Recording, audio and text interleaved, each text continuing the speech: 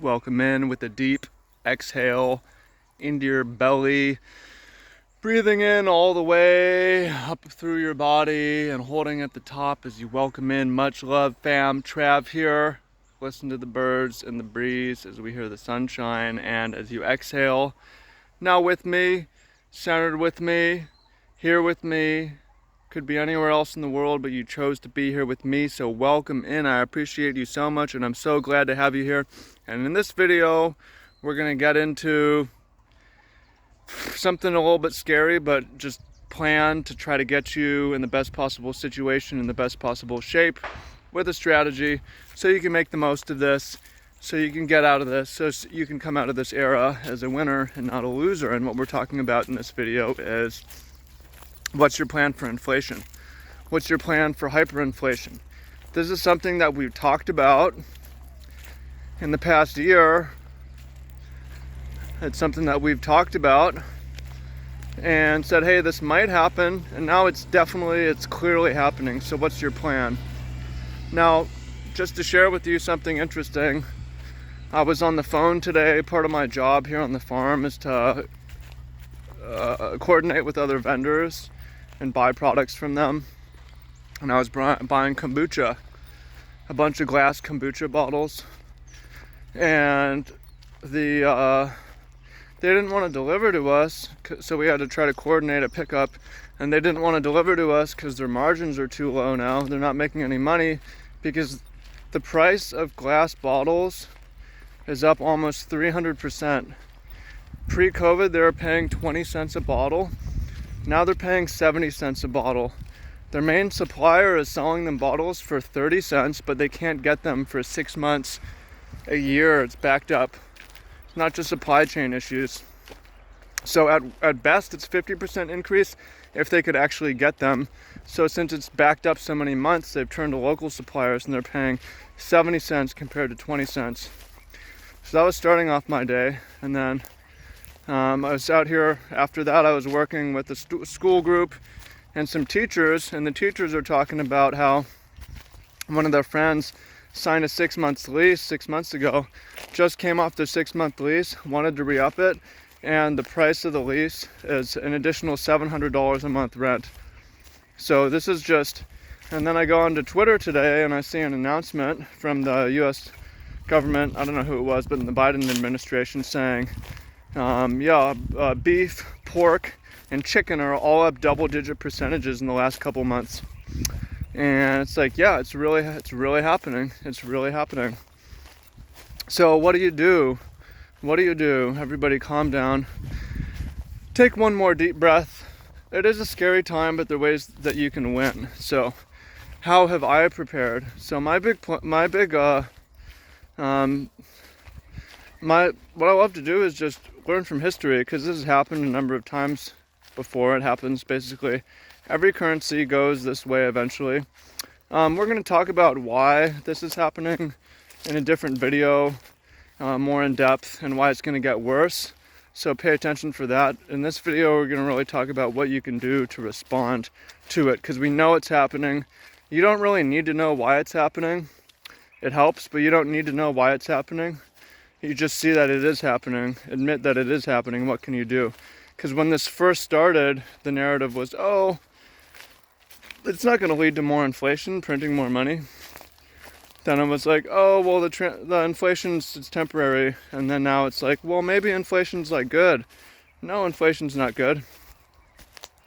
It's stressful as hell. Are you getting a 10%? A beef is up 10% in the last month. Did you get a 10% raise the last month? Right?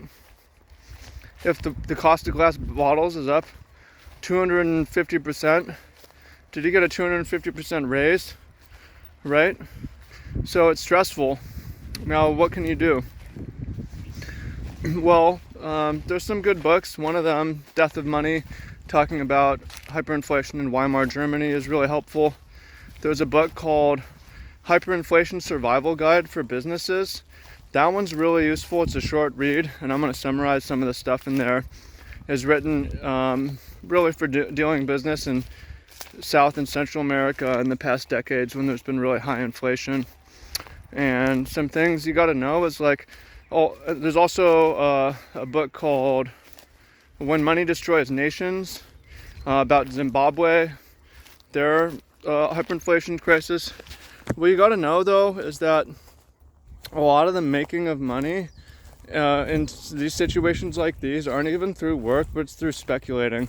They'll try to make it illegal to do, but holding foreign currency, holding better currency, like trading, this bullshit is like a lot of the way to just stay afloat. So that's the first thing you got to do, is get your savings into a better currency, right? A currency that's not losing 10% value versus beef in the last month, that's not losing 250% versus glass bottles in the past year and a half, right?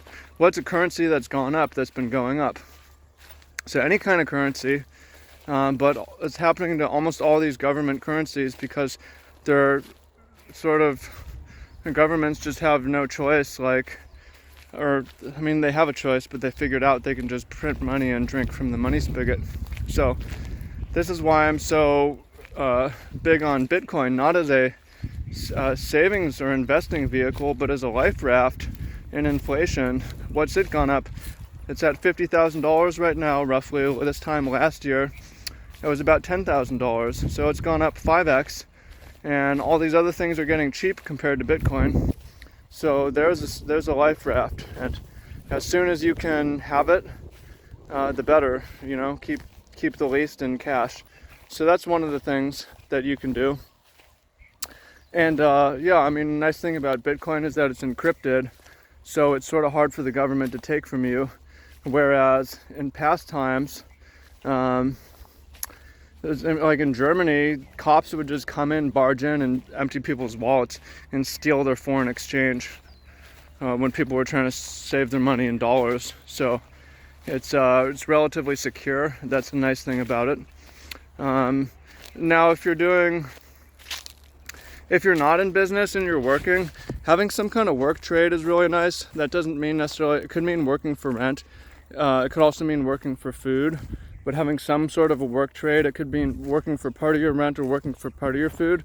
The reason why that's nice is because usually prices go up. What happens in inflation is prices go up, and then people negotiate raises later. So you can see how that's making you poor, where, okay, prices went up, 50%, but I didn't get a 50% raise. Or if I got a 50% raise, it was delayed by a year, right? Whereas if you do a work trade, then your work is automatically raising in value with inflation. So for instance, I have a work trade for food, and the price, my work is proportionally equal to the same amount of food. It's inflation proof having a trade like this. So that's one thing you can do. If you own a business, it's sort of shady. I don't necessarily recommend, but this is what they recommended in the hyperinflation survival guide, is try to collect cash immediately and try to pay your invoices late. So I mean, an example is like there's an example if you don't own a business as well, but if, like, we collect money from our customers right away when they order a grocery box before we fill the order, and then we have a net 15 on our invoicing to the people we buy produce from. We pay them 2 weeks later. So that's an example where you just get paid up front and it's losing, and then you pay later. Pay me now, I pay you later. So you can see how that's advantageous when the price is going up. Another things that you can do is pay for stuff on credit. What's his name? Hugo Stinnes is the debt king in Germany, in Weimar, Germany. Because if the price of things is going down, then you can use credit. Or sorry, if the price of things is going up and the value of your currency is going down, you can take out credit against that with the expectation that either your income's going to raise, or if you're buying assets that increase in price, then it's a big win-win. So taking out like a 30-year mortgage on a house is a good example. But I mean, another basic example would be like, I'm about to buy a new bed here soon, and I could buy the bed for $1,800, or I could pay $60 a month for 3 years.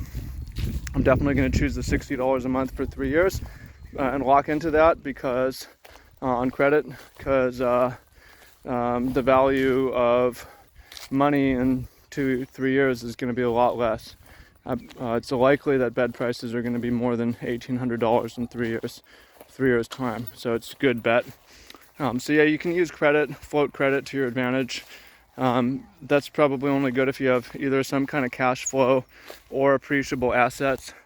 But you don't need to worry about credit so much. Like if you have student loans that are, say, 6% interest rate and inflation is 20%, if your wages are able to keep rise at 20%, or you have any assets that keep rise at 20%, which is just equal to inflation, you can see how over time your debt's actually getting smaller. So that's why you can use debt strategically during inflationary times. So you can see how you just got to use your brain and realize it's just interesting times to do business and interesting times to be alive. What else can we say? To be very flexible and be very adaptive and be willing to change your mind with new information. Again, one of the things I talk about is sobriety. Sobriety is helpful because you don't want to waste your money on shit you don't need that makes you sick and poisons you, and also because it's going to really help you out to be clear-headed and emotionally relaxed during this time period. So hope you find that helpful, hope you find that useful. If you're watching this video, links down below. I've got a course. It's going to help you get sober. I'm opening up a new thing where you can submit a question, or not like submit a question, but get life advice through a video. It's a cheaper, more affordable option than life coaching, which I'm still doing, because I realize like a lot of y'all are struggling. There's a lot of need for help, like advice and someone to look at your life and hold you accountable, and I can do that for you. So if that's something you're interested in, there's going to be a link to that down below as well. And stay tuned, I've got other videos on this subject coming up, and I'm going to have more advice on the subject coming up as well. But yeah, do your best and be smart, be sharp, plot, plan, connive, be clever, and you can make out of this. And as a winner, a lot of people are going to be winners in this time. A lot of people are going to be losers. It depends how you play it and what you see happening. So hope you find that useful and helpful. I appreciate you, and I look forward to talking to you soon. Okay, peace. Yeah, one last thing. If you made it this far, smash the like button, turn on bell notifications. 10% of you have bell notifications on. What's up, bell gang? 90% of you don't. So if you made it this far and you don't have the bell notification on, turn it on so you get notifications when a new video drops. Promise it's going to help you. It's going to be good. Okay, much love and talk to you soon. Peace.